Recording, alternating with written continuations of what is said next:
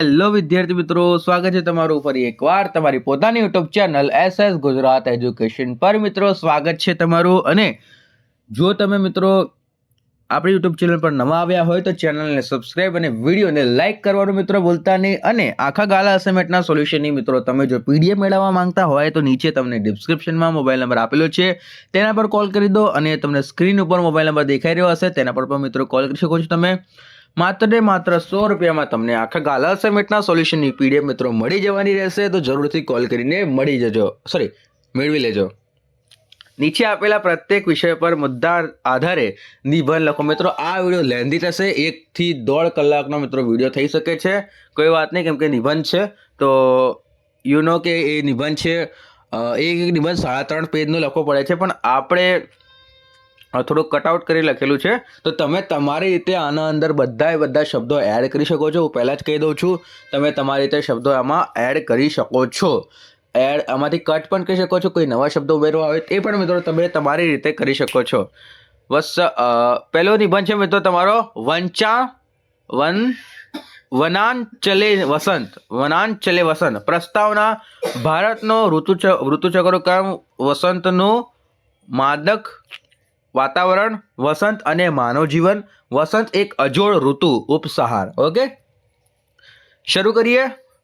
કુદરત ઈશ્વરનું સૌથી સુંદર સર્જન છે અને ઋતુઓ તેનું પરિવર્તનશીલ રૂપ છે. જ્યારે શિયાળાની કડકડતી ઠંડી ધીમે ધીમે વિદાય લે છે, ત્યારે પ્રકૃતિ સોળે કળાને ખીલે ઉઠે છે. આ સમયે વસંત ઋતુનું આગમન થાય છે. વસંત એટલે માત્ર એક ઋતુ નહીં, પરંતુ પણ પ્રકૃતિનો ખરો ઉત્સવ. ખાસ કરીને વંચાંચલ એટલે કે જંગલના પ્રદેશોમાં વસંતનો નજારો અદ્ભુત અને નયનરમ્ય હોય છે. ભારત એ વિવિધતાનો દેશ છે, જેનો ઋતુચક્ર પણ અજોડ છે. મુખ્ય 3 ઋતુઓ ઉપરાંત આપણે ત્યાં 6 પેટા ઋતુઓ છે, જેમાં વસંત ઋતુ ઋતુરાજ એટલે ઋતુઓનો રાજા કહેવામાં આવે છે. શિશિર ઋતુઓમાં ખરેલા પાંદડાઓ પછી વસંતમાં પ્રકૃતિનું નવું યૌવન ધારણ કરે છે અને ધરતીમાં માતા જાણે લીલા ચૂંદડી ઓઢીને હોય એવું લાગે છે. વસંતના આગમન સાથે જ વગડો અને જંગલની મહેક ઉઠી છે. આંબાના વૃક્ષો પર સોનેરી મોર બેસે છે. મિત્રો, અને તેની સુગંધથી વાતાવરણ ભરાઈ જાય છે. અને આ સમયે કોયલના મધુર ટહુકાથી આખું વન ગાજી ઉઠે છે. અને કેસુડાના લાલ ચટક ફૂલો જંગલમાં જાણે કેસરીયો રંગ છાંટ્યો હોય તેવું સુંદર દ્રશ્ય ખડું કરે છે. પવનની મંદ લહેરખીઓ ફૂલોની ભીની સુગંધ લઈને દોડે છે ને વાતાવરણમાં માંદક અને સ્ફૂર્તિદાયક બનાવે છે. જંગલમાં દરેક વૃક્ષ પરથી નવી કુપાળો પ્રકૃતિના પુનઃજન્મની સાક્ષી પૂરે છે. વસંતનો પ્રભાવ માત્ર વનરાજી પર નહીં જ પણ માનવ જીવન પર ઊંડો પડે છે. વસંત પંચમી અને હોળી ધૂળેટી જેવા રંગીન તહેવારો આ ઋતુમાં આવે છે, જે માનવના હૈયામાં ઉમંગ ભરી દે છે.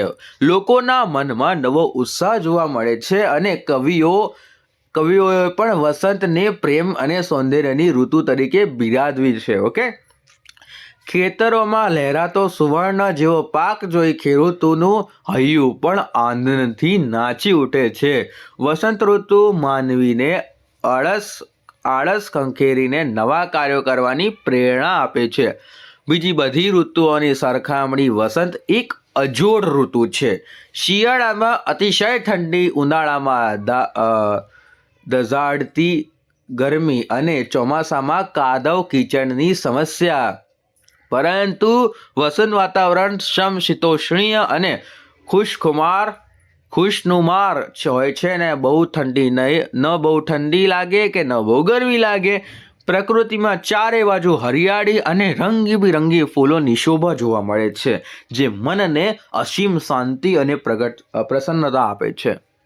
ખરેખર વંચાલે વસંત એટલે વન્નાચલે વસંત એટલે કુદરતનો સાક્ષાત્કાર. વસંત આપણને શીખવે છે કે પાનખર પછી હંમેશા નવું અને સુંદર સર્જન શક્ય છે.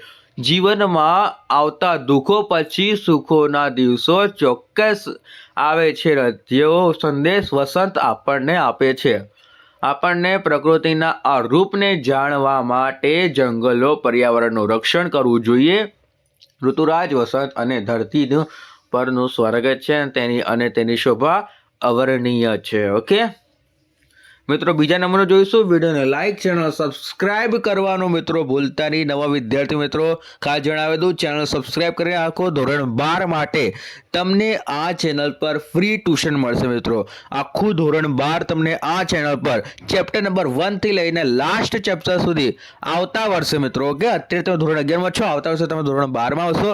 આવતા વર્ષે તમને અહીંયા ફ્રી ટ્યુશન ક્લાસીસ, એટલે કે બીજે કોઈ પણ તમારે ફી ભરીને જવું નહીં પડે મિત્રો ભણવા માટે, કેમ કે આપણે યુટ્યુબમાં તમને મફતમાં ભણાવવાના છીએ મિત્રો. એટલે ઓકે, તો જરૂરથી આપણી યુટ્યુબ ચેનલને મિત્રો સબસ્ક્રાઇબ કરીને રાખજો. ઓકે, અને મિત્રો તમે જો આખા ગાલા અસાઇનમેન્ટના સોલ્યુશનની PDF મેળવવા માંગતા હોય તો તમને સ્ક્રીન ઉપર મોબાઈલ નંબર દેખાઈ રહ્યો છે, તેના પર કોલ કરો. આખા ગાલા અસાઇનમેન્ટના સોલ્યુશનની PDF મિત્રો તમને માત્ર ને માત્ર 100 રૂપિયામાં મળી જવાની છે. તો જરૂરથી નીચે ડિસ્ક્રિપ્શનમાં મોબાઈલ નંબર આપેલો છે, સાથે સાથે સ્ક્રીન પર મોબાઈલ નંબર આપેલો છે, તો કોલ કરીને ફટાફટ મેળવી લો મિત્રો. સ્વચ્છતા ત્યાં પ્રભુતા. ભાઈ, તમે લોકો તો કેટલી વાર લખ્યા હશે આ નિબંધો, 50 થી 60 વાર તો હું કહું ને મિનિમમ દરેક વિદ્યાર્થીએ આ નિબંધ લખ્યો હશે. સ્વચ્છતા ત્યાં પ્રભુતા. તો પણ ફરીથી 11મા ધોરણમાં ફરીથી લખવાનો. પ્રસ્તાવના: સ્વચ્છતાનો આગ્રહ, મહત્વ, જીવનમાં ફાયદા, વર્તમાન જરૂરત. ભાઈ, આવું નવું બોર્ડમાં પૂછાયું તો કેટલાય ગપ્પા ચડાયા હતા વિદ્યાર્થી મિત્રોએ. સ્વચ્છતા ત્યાં પ્રભુતા એ એકમાત્ર કહેવત નથી, પરંતુ જીવન જીવવાનો એક ઉત્તમ મંત્ર છે. જેવી રીતે આપણે મંદિરમાં પ્રવેશતા પહેલાં શુદ્ધિ કરીએ છીએ, તેવી જ રીતે જો આપણે આપણા જીવનને અને આસપાસના પર્યાવરણને સ્વચ્છ રાખીએ તો ત્યાં ઈશ્વરનો વાસ થાય.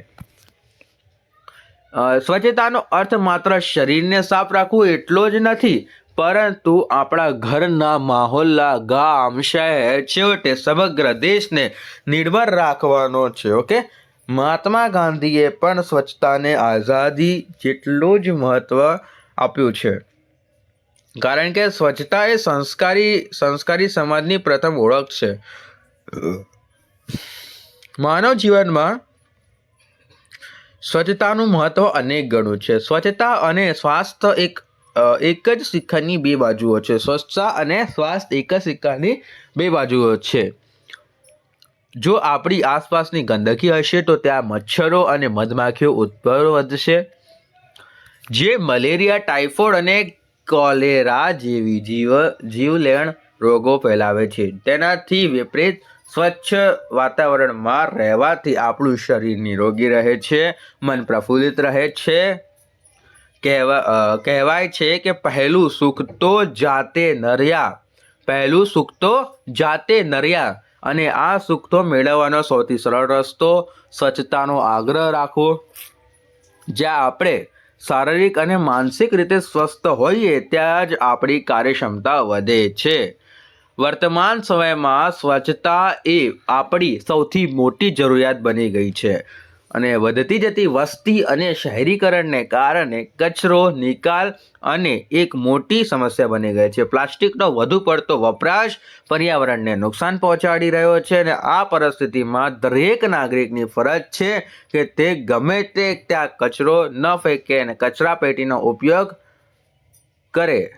ઓકે, સરકાર દ્વારા ચલાવવામાં આવતા સ્વચ્છ ભારત અભિયાનમાં સહભાગી થઈને આપણે આપણા શહેરો, સ્થળો અને જેમ બાગ બગીચા, રેલવે સ્ટેશનો અને બસ સ્ટેશનોને સાફ રાખવા જોઈએ.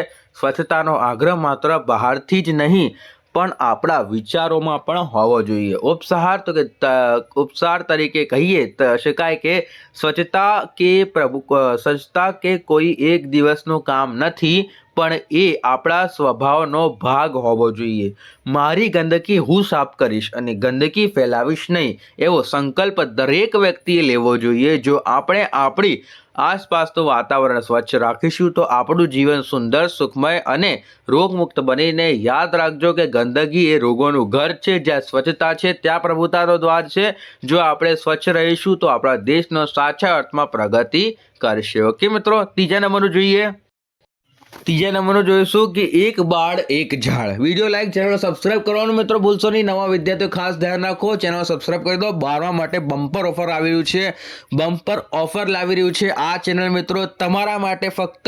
તો જરૂરથી ચેનલ સબસ્ક્રાઇબ કરીને જ રાખો. ઓકે મિત્રો, જોઈશું સોલ્યુશન. અને એ પહેલાં જો મિત્રો તમે આખા ગાલા અસાઇનમેન્ટના સોલ્યુશનની આ પીડીએફ મેળવવા માંગતા હોય તો તમને સ્ક્રીન ઉપર દેખાવેલ નંબર પર કોલ કરી દો. આખા ગાલા અસાઇનમેન્ટના સોલ્યુશનની પીડીએફ મિત્રો તમને માત્ર ને માત્ર 100 રૂપિયામાં મળી જવાની છે. તો જરૂરથી કોલ કરીને મેળવી લો. મુદ્દા છે પ્રસ્તાવના. કેટલાક પ્રચલિત સૂત્રો અને વસ્તી વધારો અને વૃક્ષ છેદની માઠી અસરો.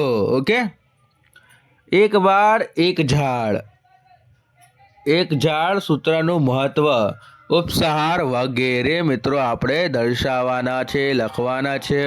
ઓકે, તો કે વધતી જતી વસ્તી અને પર્યાવરણનું સતત થતું પ્રદૂષણ આજે સમગ્ર વિશ્વ માટે ચિંતાનો વિષય બન્યો છે. ઓકે, વધતી જતી વસ્તી, પર્યાવરણનું સતત થતું પ્રદૂષણને આજે સમગ્ર વિશ્વ માટે ચિંતાનો વિષય બન્યો છે. આ સમસ્યાને ઉકેલવાનો ઉકેલ રૂપ એક બાળ એક ઝાડ જેવા સૂત્રનો ખૂબ જ પ્રચલિત બન્યું છે. પ્રાચીન કાળથી જ આપણા સંસ્કારોમાં વૃક્ષને પૂજ્યની માનવામાં આવે છે, પરંતુ આધુનિકતાની આંધળી દોડમાં આપણે તો કુદરતને વિસરી રહ્યા છીએ. વસ્તી વધારો અને શહેરીકરણના વિકાસ માટે આપણે બેફામ વૃક્ષોનું છેદન કરી રહ્યા છીએ, જેના કારણે આજે ગ્લોબલ વોર્મિંગ અને અનિયમિતતા વરસાદની જેવી ગંભીર સમસ્યાઓ સર્જાઈ છે. વૃક્ષો વિના પૃથ્વી પર જીવનની કલ્પના કરવી અશક્ય છે. વૃક્ષો આપણને માત્ર ફળ, ફૂલ કે છાંયડો જ નથી આપતા, પણ આપણને જીવવા માટે જરૂરી ઓક્સિજન પણ પૂરું પાડે છે. જો આપણને વૃક્ષોને કાપવાનું ચાલુ રાખીશું તો આવનારી પેઢીને શુદ્ધ હવા, પાણી તીવ્ર અછત સર્જાશે. વૃક્ષ જતન આબાદ વતન એ પંક્તિ આપણે યાદ અપનાવે છે કે જો આપણે આપણી માતૃભૂમિને સમૃદ્ધ બનાવવી હોય તો વૃક્ષારોપણ કરવું પડશે. એક બાળ એક ઝાડ સૂત્રનો મુખ્ય હેતુ છે કે જે રીતે માતા પિતા પોતાના બાળકનો ઉછેર કરે છે તેવી જ રીતે દરેક વ્યક્તિ પોતાના જીવનમાં ઓછામાં ઓછું એક વૃક્ષ વાવવું જોઈએ અને તેની પુત્ર સમાન સંભાળ રાખવી જોઈએ. જો દરેક બાળક શાળામાં પ્રવેશતી વખતે એક છોડ વાવે અને ભણતર પૂરું થાય ત્યારે એ મોટું કરે અને તો આપણી ધરતી ફરી હરિયાળી બની શકે છે. આ અભિગમથી બાળકોમાં પર્યાવરણ પ્રત્યેનો પ્રેમ અને જવાબદારીઓની ભાવનાનો કેળવાશે. ઓકે, એટલે બાળકો મેચ્યોર થશે મિત્રો, એવું કહેવામાં આવ્યું છે.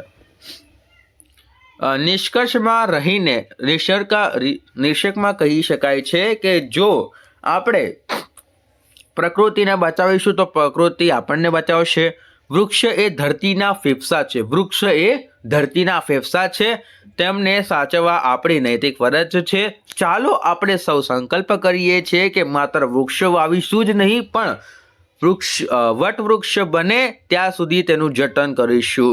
જો એક બાળ એક ઝાડનો મંત્ર દરેક ઘર સુધી પહોંચે તો પૃથ્વી પરનું સંતુલન જળવાઈ રહેશે અને આપણે આવનારી પેઢીને એક સુંદર અને સુરક્ષિત વાતાવરણ ભેટ આપીશું. ઓકે, ત્યારબાદ ચોથા નંબરનું જોઈશું મિત્રો. વિડીયો લાઈક, ચેનલ સબસ્ક્રાઇબ કરી દો અને આખા ગાલા અસાઇનમેન્ટના સોલ્યુશન માટે તમને દેખાઈ રહેલ મોબાઈલ નંબર પર કોલ કરી દો. આખું ગાલા અસાઇનમેન્ટનું સોલ્યુશન માત્ર 100 રૂપિયામાં મિત્રો તમને મળી જવાનું છે. તો જરૂરથી કોલ કરીને આખા ગાલા અસાઇનમેન્ટના સોલ્યુશનની પીડીએફ મેળવી લેજો. શહેરી જીવનની સમસ્યા. ઓકે, પ્રસ્તાવના. શહેરી જીવનની ઉજળી બાજુ, શહેરી જીવનની સમસ્યા, શહેરી જીવનની ઉજળી બાજુ છે. ત્યારબાદ છે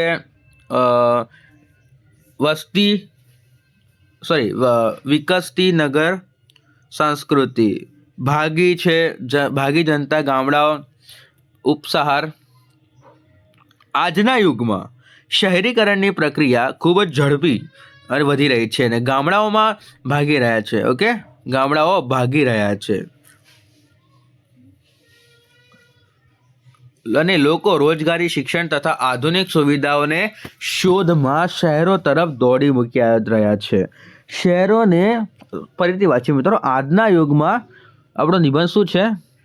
શહેરી જીવનની સમસ્યા. ઓકે, આજના યુગમાં શહેરીકરણની પ્રક્રિયા ખૂબ જ ઝડપી વધી રહી છે અને ગામડાઓ ભાગી રહ્યા છે. લોકો રોજગારીને, શિક્ષણ તથા આધુનિક સુવિધાઓ શોધવા શહેરો તરફ દોડ મૂકી રહ્યા છે. શહેરોની ઝાકઝમાળમાં અને શહેર રોશની દૂરથી ખૂબ જ આકર્ષક લાગે છે. પાકા રસ્તાઓ, ઊંચી ઇમારતો, મનોરંજનના સાધનો, મોટી હોસ્પિટલો જેવા સુવિધાઓ પણ શહેરોમાં ઉજળી બાજુ દર્શાવે છે. પરંતુ આ ચમકધમક પાછળ અનેક જટિલ સમસ્યાઓ છુપાય છે જે શહેરી જીવનને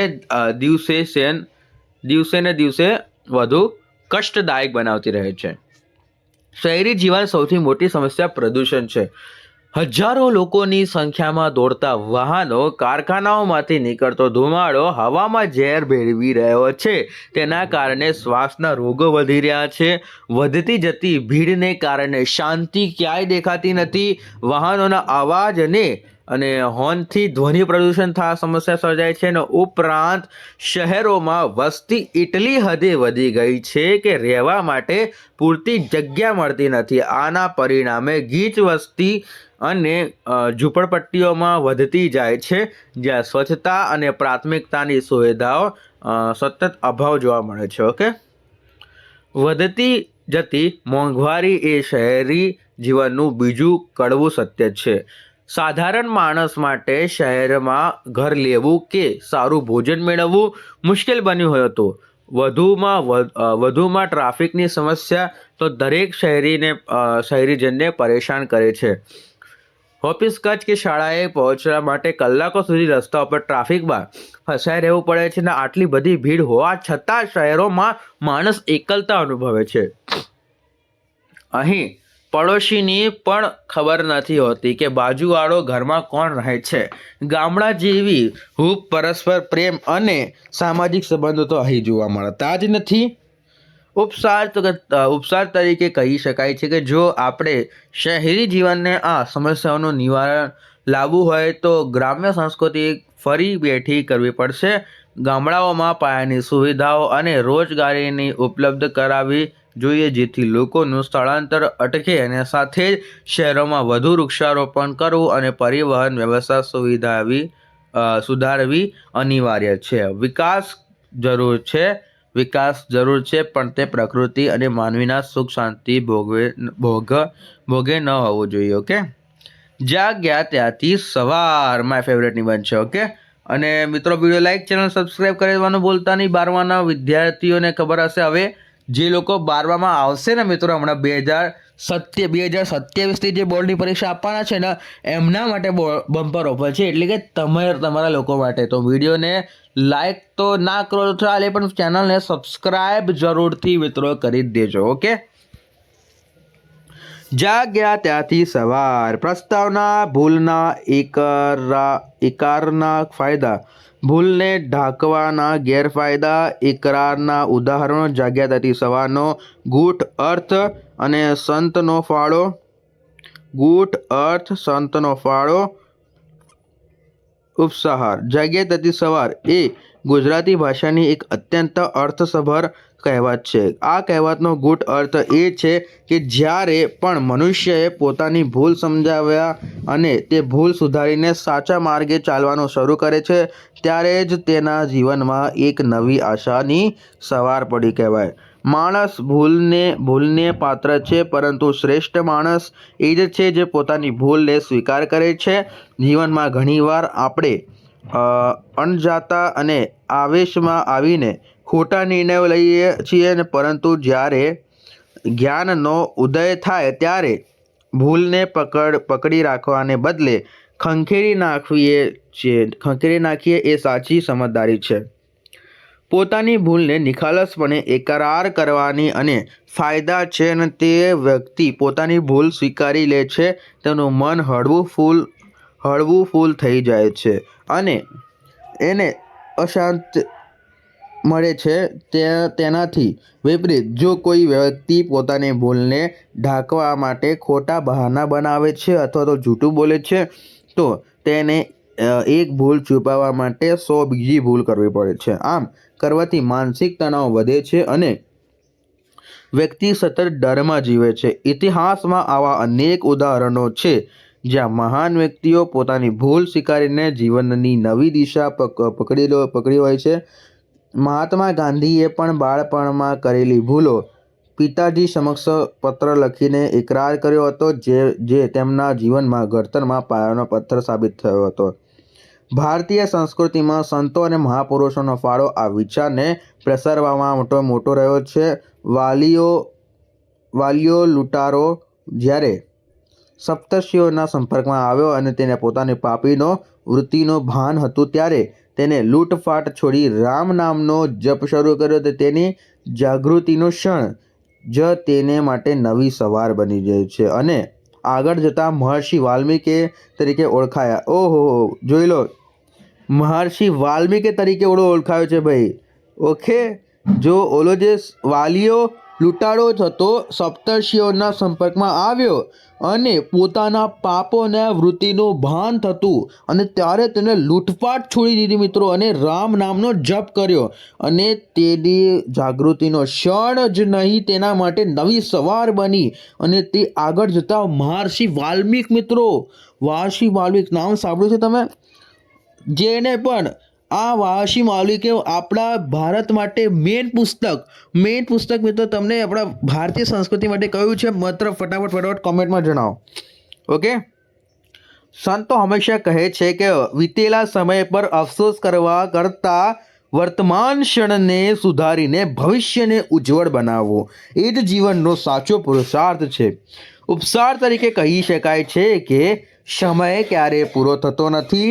જો તમને આજે ભાન થાય કે તમે ખોટા રસ્તે છો તો ત્યાંથી પાછા ફરીને સાચો માર્ગ પકડવામાં કોઈ નાનમ નથી.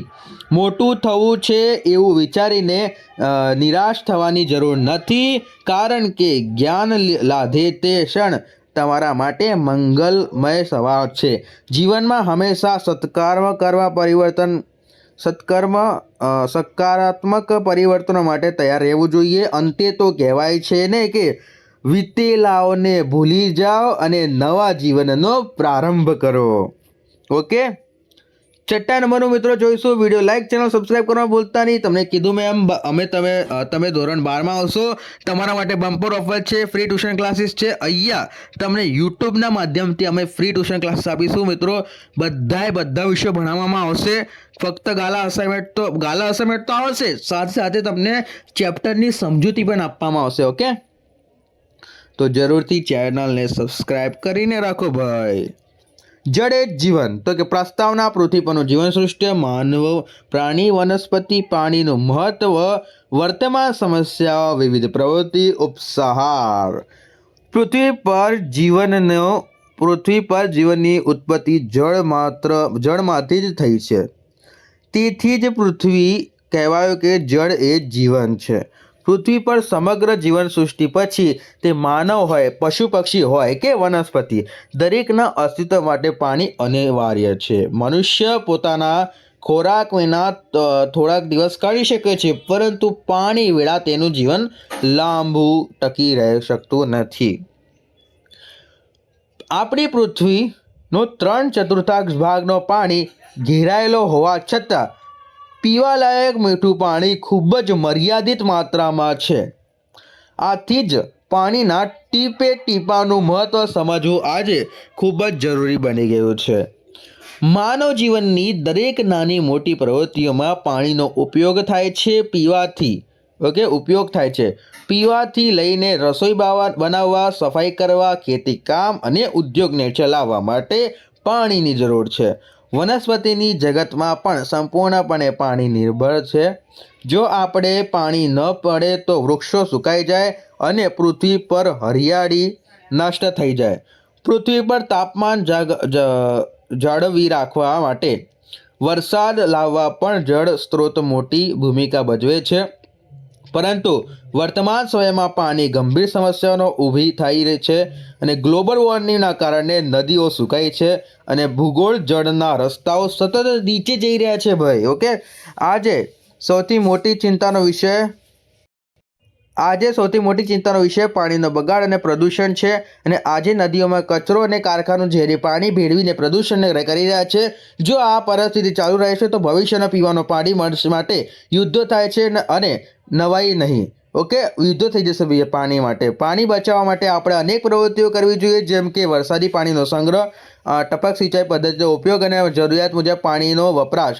પાણી બચાવો, પાણી આપણને બચાવશે. પાણી બચાવો, પાણી આપણને બચાવશે. એ માત્ર સૂત્ર જ નહીં પણ જીવન મંત્ર બનાવવું જોઈએ. ઓકે, ઉપસાર તરીકે એટલું જ કહી શકાય છે કે જળ એ કુદરતી અમૂલ્ય ભેટ છે. આપણે પાણીનું મૂલ્ય ત્યારે જ સમજી શકીએ છીએ જ્યારે નળમાં પાણી આવતું બંધ થઈ જાય. જો આપણે આવનારી પેઢીને સૂખા રણ જેવી પૃથ્વી નથી આપવી પણ હરિયાળી જળસભર પૃથ્વી સોંપવી છે. તેથી જ આજે જ સંકલ્પ કરીએ છીએ કે પાણીનો બગાડ અટકાવીશું અને જળ સ્ત્રોતોનું રક્ષણ કરીશું. યાદ રાખો, જો જળ હશે તો કલ હશે. ઓકે, મળીએ 7મા નંબરનું જોઈશું. ઓકે, તો જોઈશું 7મા નંબરનું એક નાટ્યકાર બોલે છે. મુદ્દા છે પ્રસ્તાવના, કલાકારનો જન્મ, પ્રેરણા, પ્રથમ નાટ્ય, સંઘર્ષ, સફળતા, સુખ દુઃખના પ્રસંગો, વર્તમાન પરિસ્થિતિ અને ઉપસાર. નમસ્કાર, હું એક નાટ્યકાર છું. મારા માટે આ રંગમંચ એટલે કે સ્ટેજ એ માત્ર લાકડાના પાટિયા નથી પણ મારું જીવન છે. એક કલાકારનો ખરો જન્મ તો ત્યારે જ થાય છે જ્યારે તે પહેલી વાર સ્ટેજ પર પગ મૂકે છે અને પ્રેક્ષકોની સામે પોતાની કળા રજૂ કરે છે. નાનપણથી જ મને અભિનયનો શોખ હતો. શાળાના સાંસ્કૃતિક કાર્યક્રમમાં ભાગ લેવાનો અને બીજાની નકલ કરવી એ મારો પ્રિય વિષય હતો. મને પ્રેરણા મળી મહાન કલાકારોના અભિનય અને નાટકોના જીવન દ્રશ્યો જોઈને. અરીસા સામે ઊભા રહીને કલાકારો સુધી સંવાદો બોલવાની અને મથામણ જ આજે મને અહીં સુધી લઈ આવી છે. મારું પ્રથમ નાટ્ય મને આજે પણ યાદ છે. સ્ટેજ ઉપર જતા પહેલા મને પગ ધ્રુજતા હતા અને ગળામાં શોક પડતો હતો. પરંતુ જેવો પડદો ખુલ્યો અને લાઇટો મારા ચહેરા પર પડી કે તરત જ હું મારી જાતને ભૂલી ગયો અને પાત્રમાં ખોવાઈ ગયો. જો કે કલાકારનું જીવન દેખાય એટલું સરળ નથી હોતું. આ ક્ષેત્રમાં સફળતા મેળવવા માટે ખૂબ જ સંઘર્ષ કરવો પડે છે.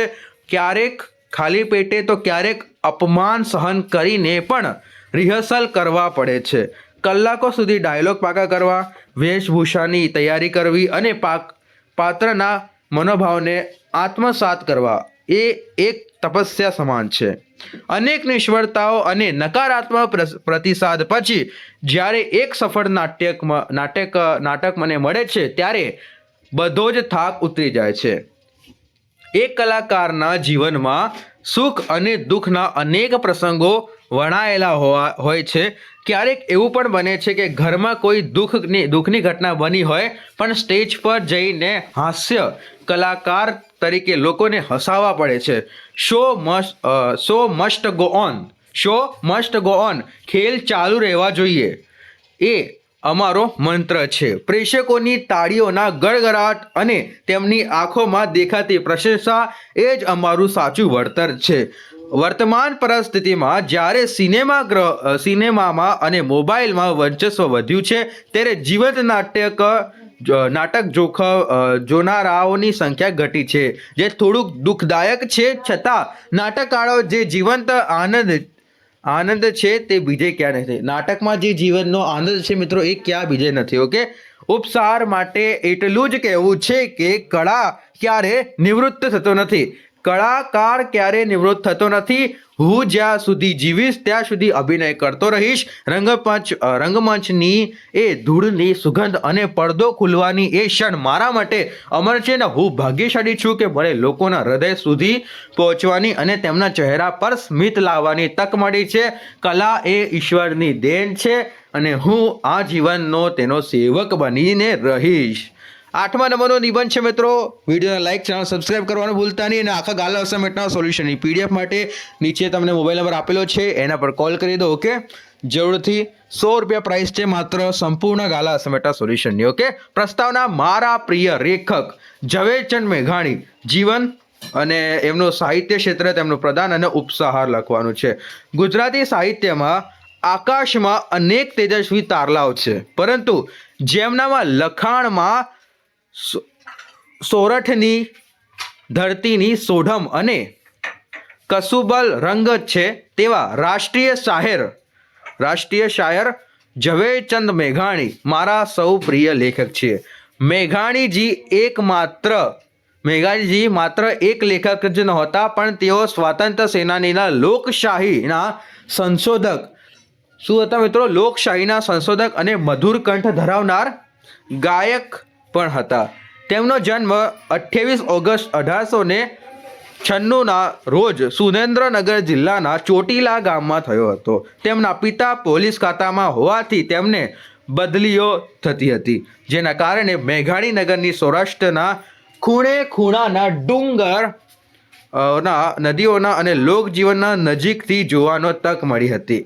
ઝવેરચંદ મેઘાણીનું સાહિત્ય ક્ષેત્રે પ્રદાન અતુલ્ય છે. તેમણે ગામડે ગામડે ભમીને ચારણો અને ગઢવીઓ અને લોક કલાકારો પાસેથી જૂની લોકવાર્તાઓ અને ગીતો એકઠા કર્યા છે. તેમણે સૌરાષ્ટ્રની રસધારા, સોરઠી બહારવટિયા અને સોરઠી સંતો જેવા પુસ્તકો દ્વારા લુપ્ત થતી લોકકથાઓને જીવંત કરી છે. જ્યારે આપણે સૌરાષ્ટ્રની રસધારા વાંચીએ છીએ ત્યારે આપણી નજર સમક્ષ વીરતા, ત્યાગ અને સમર્પણતાનું દ્રશ્ય ખડા થઈ જાય છે. ઓકે, તેમની વાર્તાઓમાં રહેલી શૌર્યની ભાષા વાચકના લોહીમાં ઉમંગ ભરી દે છે. મેઘાણીજીની કલમમાં અજબની તાકાત હતી. આઝાદીની લડતમાં વચ્ચે તેમણે લખાયેલા શૌર્યના ગીતો સાંભળીને કાયર માણસ પણ લડવા તૈયાર થઈ જતો હતો અને તેમના સિંધુડો કાવ્યના ગીતો પ્રેરાઈને ગાંધીજીએ તેમને રાષ્ટ્રીય શાયરનું બિરુદ આપ્યું હતું. તેમનું ગીત છેલ્લો કટોરો ઝેરનો આપી જજો બાપુ આજે પણ ભારતીય ઇતિહાસમાં અમર છે. નવલકથા, નવલિકા, નાટ્ય અને વિવેકચંદ જેવા સાહિત્યકારો દરેક પ્રકારના તેમણે પોતાના કલમ ચલાવી હતી. વેવિશાળ, તુલસી ક્યારો અને માણસાઈના દીવા જેવી કૃતિઓ આજે પણ લોકપ્રિય છે. ઉપસાર તરીકે એટલું જ કહી શકાય છે કે ઝવેરચંદ મેઘાણી એ સાચા અર્થમાં ધરતીના પુત્ર હતા. તેમણે ગુજરાતી સાહિત્યને લોક હૃદય સુધી પહોંચાડ્યું હતું અને ભલે આજે તેઓ આપણી વચ્ચે શારીરિક રીતે હાજર નથી, પણ તેમના પુસ્તકો અને ગીતો દ્વારા તેઓ હંમેશા ગુજરાતના હૈયામાં જીવંત રહેશે. તેમની સાહિત્ય સેવા બદલ તેમને 1928માં રણજીત રામ સુવર્ણચંદ્રક એનાયત કરવામાં આવ્યો હતો. મેઘાણીજીનું જીવન અને તેમનું સાહિત્ય આપણી ભાષાનું અમૂલ્ય ઘરેણું છે. તે આપણા માટે કાયમી વીરતા અને પ્રામાણિકતાનો પાઠ ભણાવતું રહેશે. ઓકે, 9th નંબર છે તહેવારોનું મહત્વ. ઓકે, તે જોઈશું. વિડીયોને લાઈક અને મિત્રો ચેનલને સબસ્ક્રાઇબ કરવાનું ભૂલતા નહીં. ઓકે, અને સંપૂર્ણ ગાલા અસાઇનમેન્ટનું સોલ્યુશન મિત્રો તમને માત્ર ₹100 મળી જવાનું છે. તો જરૂરથી નીચે ડિસ્ક્રિપ્શનમાં મોબાઈલ નંબર આપેલો છે અથવા તો તમને સ્ક્રીન ઉપર દેખાવેલ નંબર પર મિત્રો કોલ કરી દો. આખા ગાલા અસાઇનમેન્ટનું સોલ્યુશન માત્ર મિત્રો ₹100 તમને મળી જશે. ઓકે, 9મા નંબરનું તહેવારોનું મહત્વ. પ્રસ્તાવના તહેવારોનો પ્રકાર, તહેવારોનું મહત્વ અને ઉપસાર. ભારત એક એવો દેશ છે કે અહીં 12 માસ કોઈને કોઈ ઉત્સવ ઉજવાતો હોય છે. માનવ જીવનમાં તહેવારોનું સ્થાન ખૂબ જ મહત્વનું છે, કારણ કે તેઓ રોજબરોજના એક ધારા અને કંટાળાજનક જીવનનો નવો ઉત્સાહ, ઉમંગ અને તાજગી ભરી દે છે. તહેવારો માત્ર મનોરંજન માટે નથી હોતા, પરંતુ તેઓ આપણી સંસ્કૃતિ, પરંપરા અને સામાજિક એકતાના પ્રતીક છે. તહેવારો આગમન સાથે જ વાતાવરણમાં એક પ્રકારની ખુશીનો અને પવિત્રતાનો લહેરાવા લાગે છે.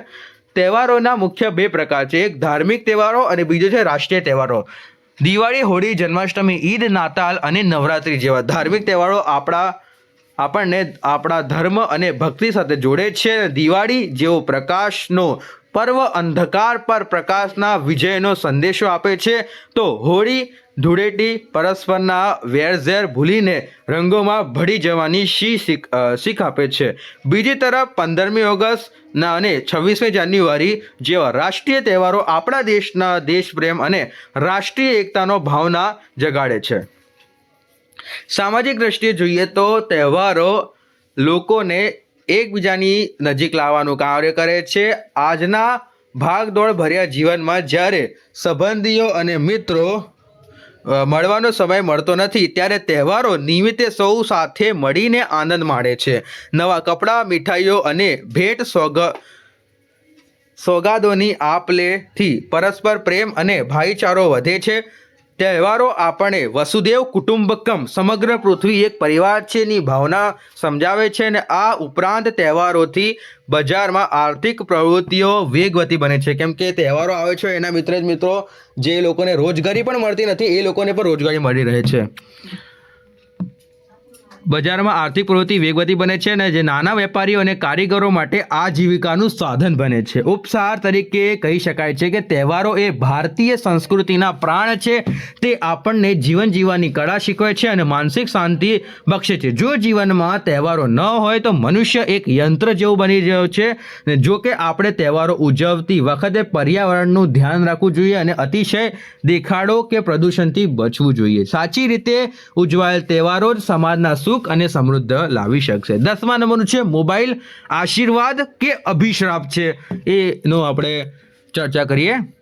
ઓકે, પણ એના પહેલાં મિત્રો વિડીયોને લાઇક કરી દેજો અને ચેનલ સબસ્ક્રાઇબ કરવાનું મિત્રો ભૂલતા નહીં. ઓકે, કેમ કે મેં તમને આગળ જણાવ્યું છે 12મા ધોરણ માટે આપણી બમ્પર ઓફર આવી રહી છે, જેમાં તમને ફ્રી ટ્યુશન ક્લાસીસ આપવામાં આવશે મિત્રો. ઓકે, તો જરૂરથી કોલ કરી દેજો મિત્રો.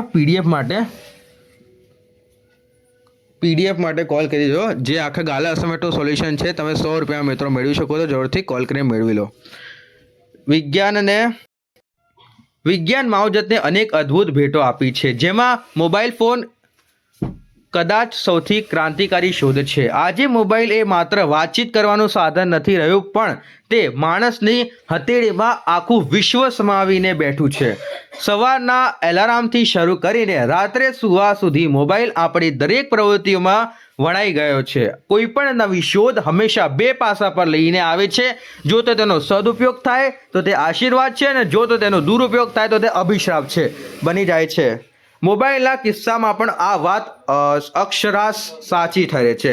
જો આશીર્વાદની દ્રષ્ટિએ જોઈએ ને તો મોબાઈલ અંતર ઘડીને દીધું છે. દુનિયાના ખૂણે ખૂણે વસતા સ્વજનો સાથે આજે આપણે વિડીયો કોલ પર દ્વારા સામસામેની જોઈને વાત કરી શકીએ છીએ. અને શિક્ષણ ક્ષેત્રે તો મોબાઈલ એક જાદુઈ પેટી સાબિત થયો છે. વિદ્યાર્થીઓ ઘરે બેઠા ગમે તે વિષયની માહિતી મેળવી શકે છે અને ઓનલાઈન શિક્ષણ લઈ શકે છે.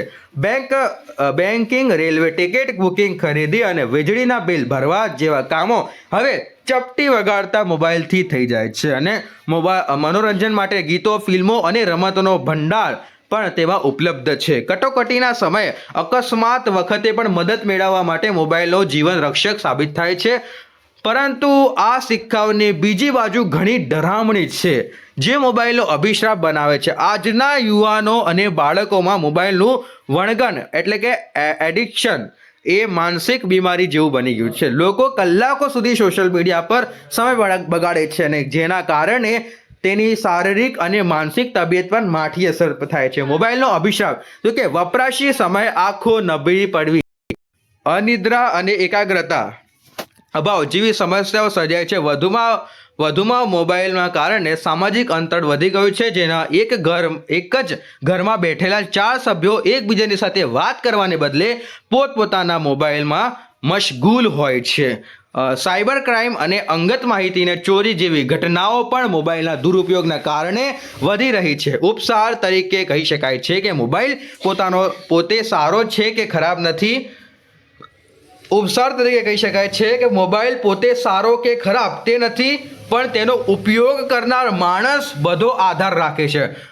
અગ્નિથી રસોઈ પણ બનાવી શકાય છે, પણ ઘરમાં સળગાવી શકાય છે.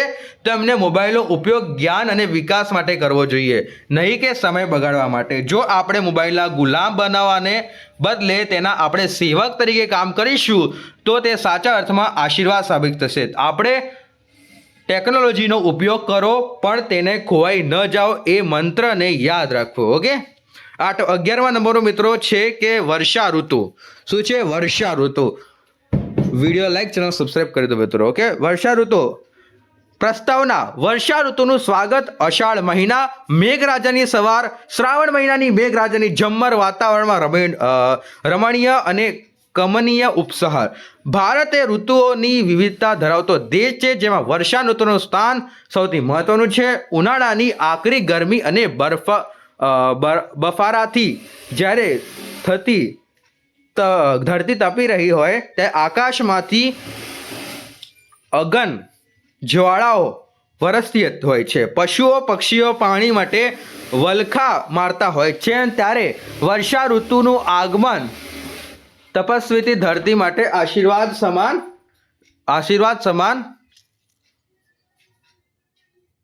આકરતી ગરમી બરફથી જ્યારે ધરતી તપી રહી છે તો આકાશમાં આગળ વરસી હોય તો પશુ પાણી માટે વલક મારતા હોય છે, અને ત્યારે વર્ષા ઋતુ આગમન તરસતી ધરતી માટે આશીર્વાદ સમાન બની રહે છે. અને આષાઢ મહિનાની મેઘ ગરજના અને વીજળીના કડાકા સાથે આકાશમાંથી અમૃત જેવા જળધારાઓ વરસે છે, ત્યારે સમગ્ર સૃષ્ટિ નવું ચૈતન્ય રેલાય છે. વર્ષા ઋતુ એ પ્રકૃતિનો ખરો શણગાર છે, અને તે માટે વર્ષા ઋતુની રાણી પણ કહેવામાં આવે છે. વર્ષાતુઓની રાણી કહેવામાં આવે છે. વરસાદ પડતાની સાથે જ પ્રકૃતિ રૂપ બદલાઈ જાય છે. સુખી અને તરપેલી ધરતી પરની માટી ભીની સુગંધ આવે છે અને મનને પ્રફુલ્લિત કરી દે છે. ડુંગરાઓ અને મેદાનો પર લીલુંછમ ઘાસ ઉગી નીકળે છે, જાણે ધરતી માતાએ લીલી સાડી ન ઓઢી હોય. નદીઓ, નાળા, સરોવરો પાણી છલકાઈ જાય છે અને બાગ બગીચા ફૂલો ખીલે ઉઠે છે. વૃક્ષો જાણે નાહીને પવિત્ર થયા હોય અને તેવા દેખાય છે. મોર કળા કરીને નાચે છે અને દેડકાઓ તો ડ્રાઉ અવાજ વાતાવરણને જીવંત બનાવી દે છે. આ ઋતુમાં આકાશમાં દેખાતું સપ્તસ્પદી મેઘધનુષ્ય કુદરતને અદ્ભુત કલાનું પ્રતીક છે. વર્ષા ઋતુ એ માનવ જીવન અને ખાસ કરીને તો ખેડૂતો માટે ખુશીઓનું ઋતુ છે. ભારત એક ખેતી પ્રધાન દેશ છે હોવાથી ખેડૂતો ચાતક પક્ષીઓ જેમ વરસાદની રાહ જોતા હોય છે, તો વરસાદ આવતા જ ખેડૂતો આનંદિત થઈને ખેતરની વાવણી શરૂ કરે છે. જો વરસાદ સારો ન પડે તો પાક સારો થાય અને દેશના સમૃદ્ધ આવે. પ્રશ્ન પૂછ્યો છે. બાળક માટે તો વર્ષા ઋતુ એટલે મજાની ઋતુ. તેઓ વરસાદમાં નાહવા દોડી જાય છે અને પાણીમાં કાગળની હોડીઓ તરતી મૂકે છે. રક્ષાબંધન, જન્માષ્ટમી અને ગણેશ ચતુર્થી જેવા પવિત્ર તહેવારો પણ આ ઋતુમાં આવે છે અને સામાજિક એકતાનો વધારો કરે છે. જો કે વર્ષા ઋતુ હંમેશા સુખદાયક જ હોય તેવું શક્ય નથી. ભાઈ, ક્યારેક અતિશય વરસાદના કારણે અતિવૃષ્ટિ થાય છે, જેનાથી પૂર આવે છે અને જાતમાલનું ભારે નુકસાન થાય છે. રસ્તાઓ પર કાદવ કીચડ થાય છે અને ગંદકીના કારણે રોગચાળો ફેલાય છે શક્યતા રહે છે. બીજી તરફ જો વરસાદ પડે તો દુષ્કાળ જેવી ભયંકર સ્થિતિ સર્જાય છે અને આમ છતાં વર્ષા ઋતુ વગર જીવન શક્ય છે. પણ ઉપસાર તરીકે કહી શકાય છે કે વર્ષા ઋતુ એ ધરતીની તરસ छिपावनारी છે અને જીવનને માત્ર પોષણ અપાવનારી ઋતુ છે. તે આશા અને સમૃદ્ધિનો સંદેશો લઈ આવે છે અને તેથી જ આપણે તેને ભાવ ભીનું આવકાર્યું જોઈએ છીએ. 12મા નંબરનું જોઈશું. વિડીયોને લાઇક મિત્રો, ચેનલને સબસ્ક્રાઇબ કરવાનું ભૂલશો નહીં. અને મિત્રો તમે જો આખા ગાલા અસાઇનમેન્ટના સોલ્યુશનની PDF મેળવવા માંગતા હોય તો તમને દેખાઈ રહેલ મોબાઈલ નંબર પર કોલ કરો. આખા ગાલા અસાઇનમેન્ટના સોલ્યુશનની PDF મિત્રો માત્ર ને માત્ર તમને 100 રૂપિયામાં મળી જવાની છે. તો જરૂરથી કોલ કરીને મેળવી લેજો. ઓકે, જોઈશું આપણે આના પછીનો 12મા નંબરનો છેલ્લો નિબંધ, કન્યા વિદાય એક કરુણ મંગલ્ય પ્રસંગ. કન્યા વિદાય કરુણ મંગલ્ય પ્રસંગ. મુદ્દા છે, પ્રસ્તાવના છે, કન્યાનો મહિમા, લગ્નની વૈદિક પ્રથા, પિતાની વહાલી દીકરી, કન્યાની મનોદશા, સ્વજનોની દીર્ઘાકજન હાલત, મંગલ છતાં કરુણ પ્રસંગ અને ઉપસહાર આપણે લખવાનો રહેશે. ભારતીય સંસ્કૃતિમાં લગ્ન એ માત્ર બે વ્યક્તિનું મિલન નથી, પણ બે પરિવારોનો સંગમ છે. લગ્નના અનેક પ્રસંગો, સૌથી વધુ ભાવુક અને હૃદયસ્પર્શી પ્રસંગો જો કોઈ હોય તો કન્યા વિદાય છે. આ એક એવો અનોખો પ્રસંગ છે જેને કરુણ મંગલ્ય કહેવામાં આવે છે. મંગલ એટલા માટે છે કે દીકરી એક નવા જીવનની શરૂઆત કરવા જઈ રહી છે, અને કરુણ એટલા માટે છે કે આંગણમાં એક જન્મી ઉછેરીને અને મોટી થઈ છે, તેનું આંગણું છોડીને હંમેશા માટે પારકા ઘરે જાય છે. ઓકે, દીકરી એ તો ઘરની લક્ષ્મી અને તુલસીનો તો ક્યારો ગણાય. જો દિવસે કન્યા વિદાયનો સમય આવે, જે દિવસે કન્યા વિદાયનો સમય આવે છે ત્યારે આખું ઘર જાણે સૂનું થઈ જાય છે. પિતાની લાડકી અને માતાની હૈલી એવી દીકરી જ્યારે સાસરે જવા માટે તૈયાર થાય છે ત્યારે સૌની આંખો ભીની થઈ જાય છે. ખાસ કરીને પિતા અને દીકરીનો સંબંધ ખૂબ જ અતૂટ હોય છે. પથ્થર જેવું કાળજું રાખનાર પિતા પણ દીકરીની વિદાય વેળાએ ધ્રુસકે રડી પડે છે. દીકરી વિદાય વખતે જ્યારે પાછળ જોયા વગર ચોખ્ખા ઉછેરીને ત્યારે એવો ભાવ પ્રગટ થાય છે કે હે પિતા, તમારા ઘરમાં હંમેશા સુખ અને સમૃદ્ધિ જળવાઈ રહે. કન્યા વિદાયના પ્રસંગે વિદાયના ગીતો વાતાવરણને ગમગમી બનાવી દે છે. આભમાં સૂરજ ઉગશે પણ મારા આંગણે અંધારું હશે. આભમાં સૂરજ ઉગશે પણ મારા આંગણે અંધારું હશે. આવી પંક્તિઓ સાંભળીને પથ્થરનું હૃદય પણ પીગળી જાય છે. ભાઈ પોતાની બહેનને વળવાગતી વખતે ખૂબ જ લાગણીશીલ બની જાય છે. જે બહેન સાથે લડાઈ ઝઘડા કર્યા હોય તે બહેનને વિદાય વખતે તેને સમજાવે છે કે ઘરનો અસલી આનંદ તો બહેન જ હતી. સાસરી પક્ષકારના લોકો પણ આ કરુણાજનક જોઈને દીકરીને વચન આપે છે કે તેને દીકરીની જેમ જ સાચવશે. ઉપસહાર તરીકે કહી શકાય છે કે કન્યા વિદાય એ પ્રકૃતિનો ક્રમ છે, છતાં તે માનવીય સંવેદનાઓની ચરસસીમાઓ છે. દરેક દીકરી પિયરની વેલ છે જે સાસરીના વટવૃક્ષને હૈયાળું રાખવા જઈ રહી છે. એક ઘરનો દીવો ઓલાઈને બીજા ઘરને પ્રકાશિત કરવા જાય, ભલે તે શારીરિક રીતે દૂર થઈ જાય પણ તેના સંસ્કારો અને યાદો હંમેશા પિયરમાં જીવંત રહે છે. ખરેખર કન્યા વિદાય એ દુનિયાનો સૌથી મધુર છતાં સૌથી આંસુ સાવનારો પ્રસંગ છે. મિત્રો, આથી આપણું ગાલા અસાઇનમેન્ટનું સંપૂર્ણ સોલ્યુશન મિત્રો પૂરું થાય છે અહીંયા આ વિડીયોથી. અને મિત્રો, તમારી પરીક્ષા હશે, ઓબ્વિયસલી તમે એક દિવસ પહેલાં જોતા હશો તો તમને તમારી કાલે જ એક્ઝામ હશે આ ગુજરાતીની. તો ગુજરાતીની એક્ઝામ માટે બેસ્ટ ઓફ લક. ઓકે, સારામાં સારા માર્ક આવે એવી આપણી ઈચ્છા છે. ઓકે, તો મળીએ મિત્રો લાઈવમાં. સાથે લાઈવ પણ ચાલશે આપણું. અને સાથે કહું તો હવે ડાયરેક્ટ ફાઇનલ એક્ઝામનું આપણું સોલ્યુશન આવશે, ત્યાં સુધી ડાયરેક્ટ બ્રેક લઈ લેવાનો છે આપણે. Okay, thank you for watching. તમે વિડીયો જોયા બધા એના માટે.